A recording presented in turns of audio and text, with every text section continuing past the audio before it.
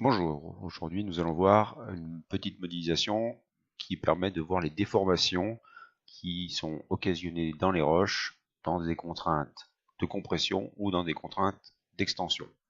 Alors, sur cette petite vidéo, déjà la présentation du modèle. Le modèle donc est fait en fait avec différentes couches de sable, colle de différentes couleurs. Le sable est le même, simplement les colorations sont différentes de manière à visualiser les différentes couches qui pourraient représenter par exemple différentes strates de roches sédimentaires. Il y a deux compartiments, les deux compartiments sont séparés par un bloc de plexiglas central.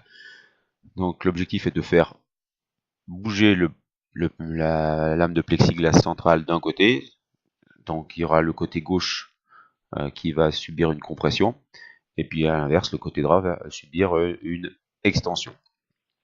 Voyons tout de suite ce que cela donne.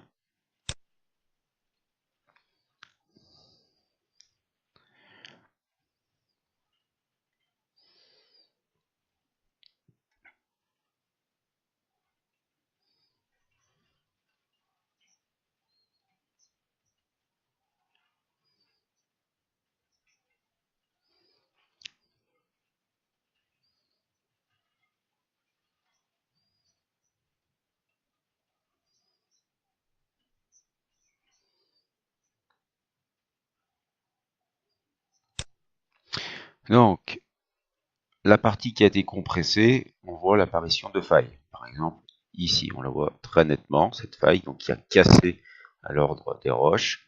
Ici, on va avoir ce qu'on appelle une faille inverse, parce que des roches qu'on peut qualifier d'anciennes, comme cette couche bleue ici,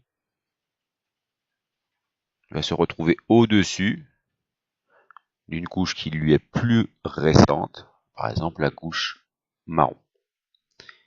De l'autre côté, en extension, donc on voit qu'il y a d'abord eu un effondrement, à l'inverse du côté précédent où il y avait une élévation, donc un effondrement. Et là aussi, on peut observer des failles.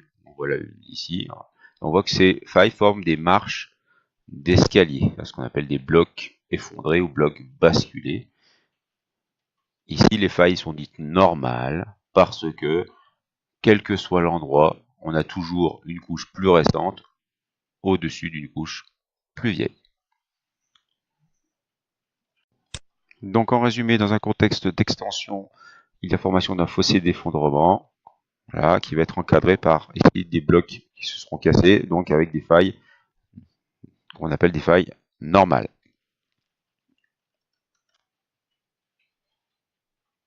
Voilà, merci de votre attention et à la prochaine fois.